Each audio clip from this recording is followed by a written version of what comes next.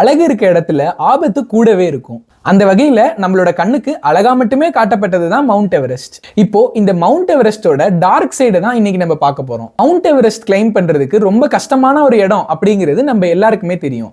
ஆனா அங்க கிளைம் பண்ணி போனவங்களுக்கு ஏதாவது ஆச்சு அப்படின்னா, உதாரணமா அவங்க அங்க இறந்து போயிட்டாங்கன்னா என்ன ஆகும்? இது வரைக்கும் ஏறத்தாழ 340 பேரு மவுண்ட் எவரெஸ்ட கிளைம் பண்றேன் அப்படின்ற முயற்சியில இறந்து போயிருக்காங்க. ஆனா அங்க இறந்து போனவங்களோட உடலை அங்கேருந்து எடுக்க முடியாது. மவுண்ட் எவரெஸ்ட 2 ஹாஃபா பிரிப்பாங்க. ஃபர்ஸ்ட் 8000 மீட்டரை கிரீன் ஜோன் அப்படின்னும், அந்த 8000 மீட்டருக்கு மேல இருக்கிற பீக்கை டெட் ஜோன் அப்படின்னு சொல்லுவாங்க.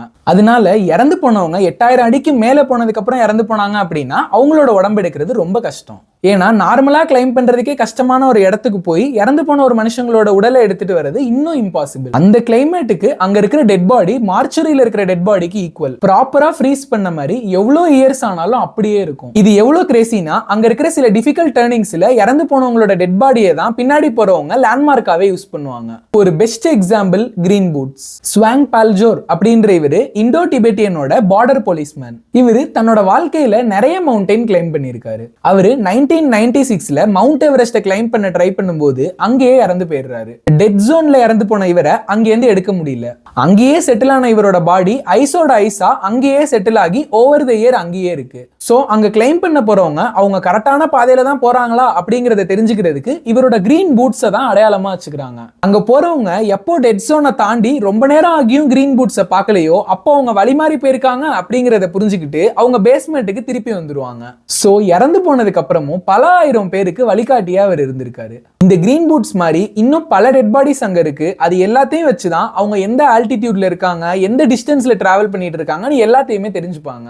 ஒவ்வொரு கிளைம்பர்ஸும் அந்த பீக்கை ரீச் பண்றதுக்குள்ளார ஏறத்தாழ 20-30 டெட் பாடிஸாவது பார்த்துருவாங்க. ஜார்ஜ் அப்படிங்கிற ஒரு ஃபேமஸ் கிளைம்பர் 1924ல மவுண்ட் எவரெஸ்ட கிளைம் பண்ணும்போது இறந்து போயிடுறாரு. பாடி கிடைக்கிறது இல்ல, அவர் எந்த இடத்துல இறந்து போனாரு அப்படிங்கறதை யாராலையும் கண்டுபிடிக்க முடியல.